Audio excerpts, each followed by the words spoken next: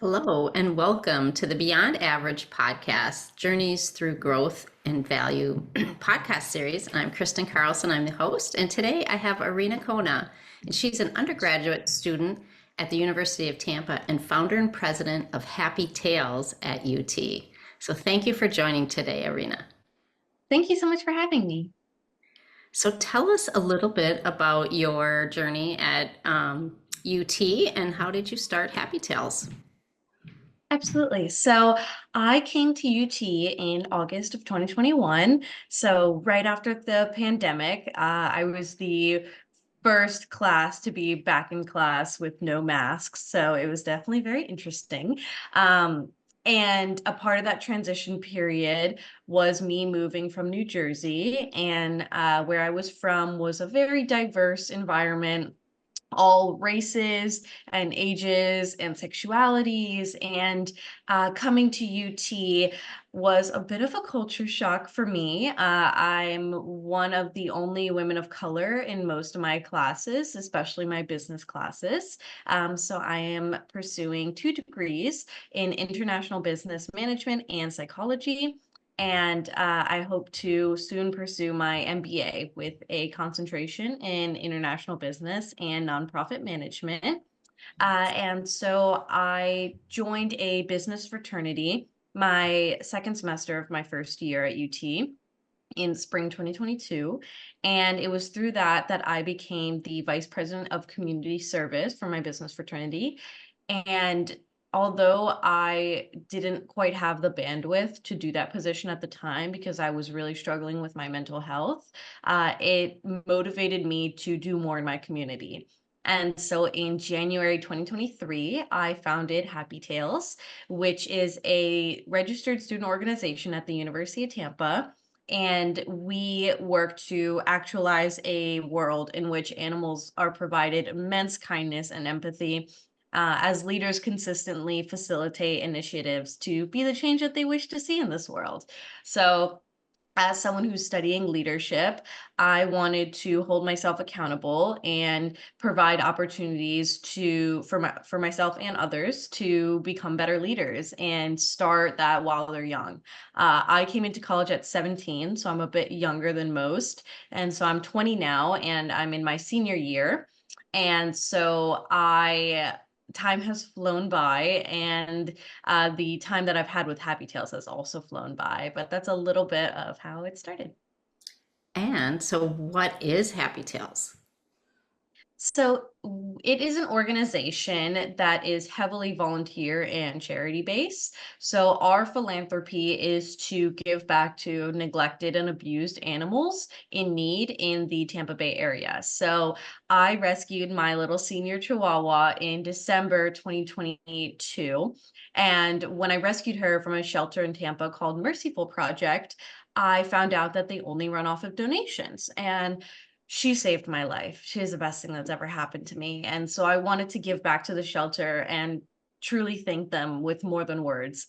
And so when I found that out, I thought, okay, how can I give them a stable income? And then I found out that students at the University of Tampa are given a certain amount of money budgeted by student government every semester to run organizations. So I started it and it's been so wonderful. We've raised nearly $21,000 for the animal shelter within the last year.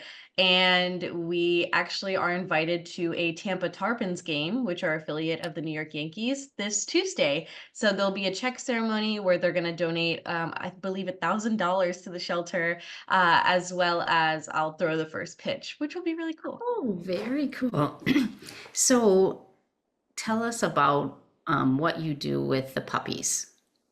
Yes, so we bring mostly puppies because they are very exciting to students. We bring puppies onto campus that are rescued by the animal shelter, by the animal rescue rather. And we do it a couple times a month. I try to do it every other week. And we ask students for a $5 donation or whatever they can give.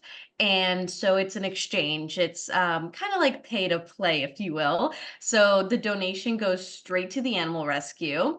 And then the students can play with the dogs as long as they would like. And so it's a very simple exchange, but it has led to extreme positive change on the community. And it's been really nice for people's mental health as well as physical health. And especially for the puppies, they're getting a lot of attention where most of them were dumped in boxes on the side of the road, left in cars to die, put in sewers under homes, like just the worst places you can imagine. And so they really need that love and that one-on-one attention. And students really need a pick me up when they're dealing with all the stressors that come during the most transformative years of your life in college. So it's a win-win. Well, congratulations. So you said that you reached out because of your own mental health, and now you've given back to others and helping other students just have that joy and love from an animal, multiple times a month. That's great. So, do you want to talk about your mental health journey? Absolutely. I'm very proud of my mental health journey, and I am working to normalize talking about our mental health. So um, I'll start I'll start in my childhood because I think that everything that adults go through is the pivotal moments happen in your childhood. So I was born into a family with an older brother and a younger sister. So I'm the middle child. And so I spent and there's 5 years in between each of us. So I spent a majority of my childhood alone. I was very isolated. I was bullied in school by over 20 other students from kindergarten to about fifth grade. And so school was not a safe place for me. Um, and I never really truly felt like I fit in. And I had a bit of an identity crisis very early on because I was born and raised in New Jersey. Although my ethnicity is Indian, my parents grew up in Connecticut and Tokyo, Japan. So I never truly aligned with my Indian culture because I had many Japanese mannerisms due to my mom growing up in Japan the first 18 years of her life. And then a little bit of a New England side with my dad. So I've always been very confused on my identity, and I've always struggled in school. School was always very hard for me. Reading was always very hard for me, and because I spent a lot of my childhood kind of secluded from other people, I struggled in a lot of ways, and especially mentally. But I never really understood why. And it wasn't until my freshman year of college that I started seeing a therapist and was then diagnosed with a few mental health disorders that really opened my eyes and helped me realize, wow, this has nothing to do with me. It's not my fault. It's chemical imbalances in my brain, but it's not my fault. And it was this eye-opening experience to finally be seen and heard and valued for the first time, not attaching myself to these mental health diagnoses, but instead using them to better understand my brain and my trauma. Um, I am a survivor of childhood sexual abuse. And so trigger warning, I'm not going to go into too much detail, but I like to talk about this because 1 in 4 girls under the age of 18 will face some sexual abuse in their childhood. So it's a lot more prominent than people realize. And so I like to talk about it because there's shame in silence. And it's really empowering for myself and other women to open up a little bit about our stories because it makes some women feel a little less alone.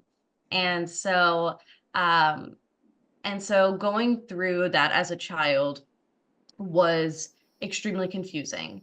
And because I didn't have a lot of people around me, I was processing it alone. And a big part of your brain when you're a child is suppressing trauma.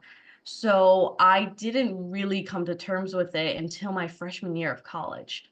So when I came to UT, there were not only so many changes, moving 18 hours away from the place I had lived my whole life. Starting at a place, I have no family in Florida. So starting in a whole new state, clean slate with no one here. It was very overwhelming. And then to be having these mental health diagnoses, working with a therapist for the first time, and really facing my trauma head on. It was the most terrifying but rewarding time of my life. I learned so much about myself, and it was through all of this that sparked a passion for me to be more than my trauma, for me to not allow it to define me, but to use it to empower myself and others. And so our uh, mission and vision in our organization, Happy Tales, is truly to make those who feel unseen and unheard feel as though they have some advocacy, right? Because I think animals and children have a lot in common. And there is a lack of confidence there, a bit of hopelessness sometimes, especially when you have a rough upbringing.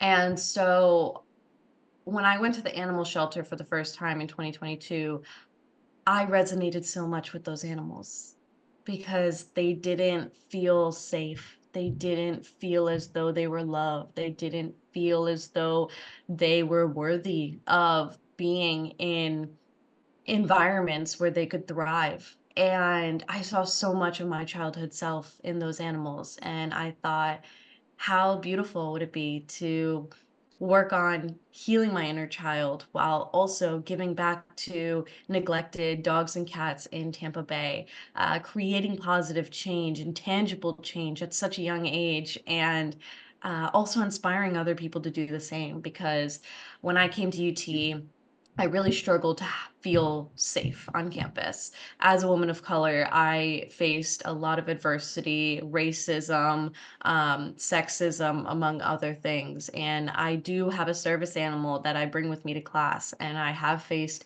discrimination due to that as well. So it's been very hard for me to find safe spaces on campus. So I thought, if I can't find a safe space, I'm going to create it, because I found that a lot of other women of color on campus struggled like I did. And it's a lot more prominent than we'd like to believe. And I so I say all this. I have so many questions for you. I mean, and just going back to finding a therapist, did the university offer any resources to help you with that? Yes, actually. So the university has a wellness center, and the staff all works for Tampa General Hospital. So they have a very wide variety of staff, and I cannot speak more highly of them. They are some of the kindest human beings I have ever met.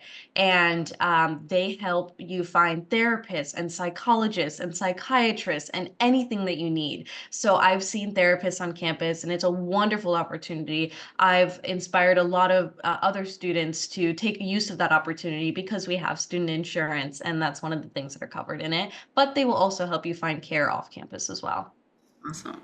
And so, yeah, as you connect these people that come and experience the puppies on campus, I mean, does that open any doors for you to share your story and to help them open up, drop the walls that might be around them as a new student on campus? Absolutely. I have noticed, especially within the last year, as you may know, there's a lot of violence happening around the world, especially in Palestine, and the Middle East. And so we have a large community of students on campus who have family in Palestine, who are struggling with the whole situation mentally, as everybody is. And especially during this time, I have wanted to bring positivity onto campus more so than ever, because innocent children being harmed is very special and important to me, as I resonate with it. And so bringing puppies on campus, I've noticed that the same individuals who are so overwhelmed by the world's negativity are the same individuals who come to my events and are just beaming with joy being with these puppies. And it is so rewarding to know that in such a dark and chaotic world, I'm able to help bring just a little light to the end of the tunnel for a lot of students. And speaking personally, being around animals has boosted my serotonin and dopamine levels in my brain, which are those happy chemicals. And so for someone who struggles with mental health issues, I love to take a holistic approach and, you know, to prevent having to use medications and things of that nature, we can use the love through the touch from animal and human that's created to help our mental health. And I've seen so many students come from being stressed and overwhelmed and frustrated with school, with the world, with life as a 20-something-year-old. And they get on their knees, they sit down on the grass, and they just play with the puppies for hours. And it's so beautiful to see people go from such a negative mind space to such a positive one. Well, congratulations. That is so awesome about your impact on campus. And now that you're a senior, where do you see Happy Tales going once you graduate? So it's so funny because Happy Tales was just like an idea one day to help out the dogs that I couldn't adopt. And now it's turned into something where I am pursuing a MBA so that I can start my own LLC and start my own nonprofit through Happy Tales so that I can continue this work not only in Florida, not only around the country, but hopefully around the world. So I have a few overall goals. I would like to become a child developmental psychologist and open up a nonprofit for abused children and dogs. So that's like one of my big life dreams. And so through my MBA program, I'm going to work to start my nonprofit and gain the connections and network that I can through the University of Tampa and all of the opportunities I've been given there. The Office of Diversity, Equity, and Inclusion has been extremely vital to my journey at UT, especially Dr. Thomas Witherspoon and Dr. Anaya Walker.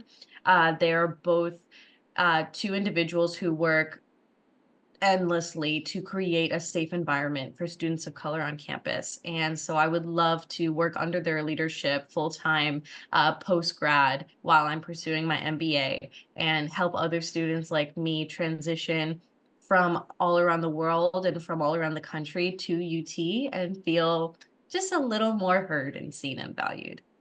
Congratulations.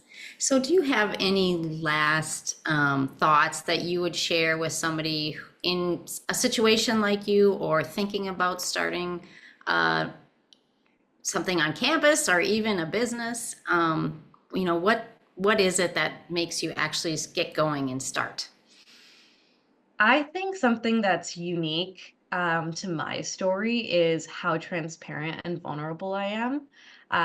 With all the members of my organization, um, I make a point to be intentional about sharing my story, about sharing my a little bit about my upbringing, because I find that for many business owners, especially entrepreneurs, uh, there's so much more to the story. And it's a really scary world out there. And it can be really scary to share your story, but it can help so many people. And in business, you get the most deals when you are authentic because people know genuine energy. No matter what business you are doing, people will stay on your side and help you grow your business if you show kindness and empathy and compassion. And so I believe it's really about bringing it down to the human level. You know, studying psychology, I've realized that we are all the same. No matter your race, your sexuality, your socioeconomic status, your ethnicity, we are all the same. And we all have the same capacity to love and be loved. And so, in a world where business is seen as this rough and tough competitive space, I hope to bring some more humanity to it and really help people to inspire others and become better leaders, become better versions of themselves. And with that, money will come. money will come. I never imagined that we would raise $10,000 for the shelter, let alone over 20,000. And now my goal is to hit 50,000 before I graduate. And I know it can happen. Congratulations. And so, and none of that would have been possible without being kind, kind to others. It sounds so cliche, but there's not enough kindness in the world. And it means so much to go out of your way to ask someone, how is your day? Like, how is your day truly? You know, how is your mental health? What are you struggling with? How can I support you? And I make sure to reach out to those on my executive board as much as I can and make sure that they have a space to feel seen and heard and valued. Because as leaders in this world, especially as women and especially as women of color, there's a lot there's a lot of adversity that you're going to face. And so to give people a safe space to talk about their mental health without it being from judgment, without feeling like they're going to be exploited, it's it's a wonderful thing within the human experience that we can use one another to connect and to make this world a better place. Thank you so much for joining us today and being vulnerable, right? And sharing your passion so you can make that impact in your community and the world. So good luck with your business with Happy Tales and finishing up your senior year and going into your MBA. Thanks for joining us today. Thank you so much. Have a great day.